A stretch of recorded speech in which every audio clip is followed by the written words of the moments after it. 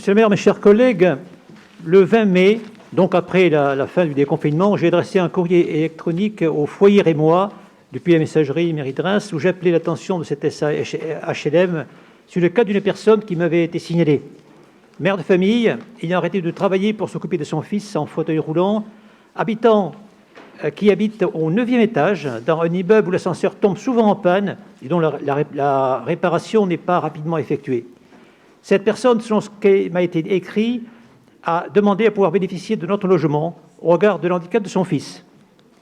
Selon les déclarations de cette personne, aucun logement ne lui a été proposé convenant à ce qu'elle demandait, soit parce qu'elle était inadaptée au placement en fauteuil, soit parce que le loyer était trop élevé. Le jour même, je recevais cette réponse automatique. Dans le contexte actuel et l'application des mesures de sécurité sanitaire gouvernementales liées au Covid-19, notre activité est réduite et nous ne sommes pas en mesure de traiter votre demande. Seules les urgences techniques seront traitées dans la limite de l'intervention de nos prestataires. Depuis, pas de nouvelles. Cette non-réponse, cette difficulté rencontrée par cette personne ne font que rejoindre d'autres exemples dont j'ai pu avoir connaissance, soit directement auprès d'handicapés, soit lors d'une rencontre avec l'association Projet Citoyen Murigny, soit en écoutant l'intervention de l'association des entrepreneurs du Grand Reims sur France Bleu en septembre 2019, décrivant à Reims un cas tout à fait semblable. Pourriez-vous, monsieur le maire, intervenir auprès des bailleurs sociaux pour que les contraintes des personnes handicapées soient enfin prises en compte, voire même établir une procédure pour suivre les demandes de ce type et veiller à ce que les bailleurs sociaux prévoient des logements adaptés?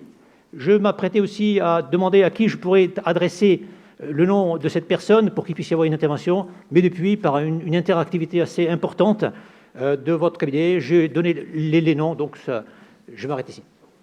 Madame Vautrin, en charge.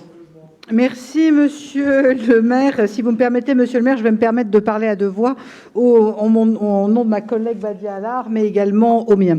Merci, monsieur Philippot, de cette remarque. Alors, pour tout vous dire, effectivement, nous avons immédiatement pris la tâche du bailleur que vous avez bien voulu mettre en avant pour vous dire que la famille concernée a quand même fait l'objet de 6 propositions depuis le mois de juin 2019 qui ont toutes été refusées et certaines même sans visite. Alors, évidemment, il faut regarder quels sont les types de propositions, mais en tout cas, il y a quand même eu une action qui a eu lieu. Alors après, je voudrais vous dire que tout n'est pas parfait, loin de là, que néanmoins, le foyer Rémois a mis en place une équipe dédiée avec un système de cotation d'attribution de logement qui permet de donner priorité aux demandes liées à la situation de l'évolution de la santé, voire du handicap. Qu'en 2019, dans cet organisme, 139 foyers se sont vus accorder un logement adapté à leur situation.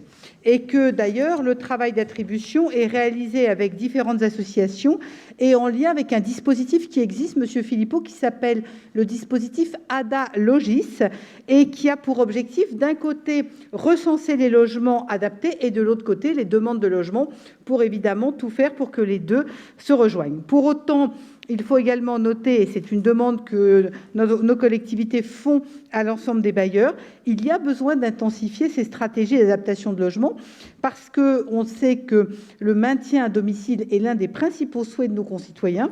Et je peux vous dire que, par exemple, l'organisme dont nous parlons a effectivement travaillé sur ces sujets. Ça va de l'adaptation de la baignoire à une douche, qui est le cas le plus fréquent et le plus facile, jusqu'à des adaptations beaucoup plus importantes. Et en fait, 165 demandes ont fait l'objet d'adaptation dans le parc à la demande de différents clients. Je pense que c'est important de le savoir pour cet organisme.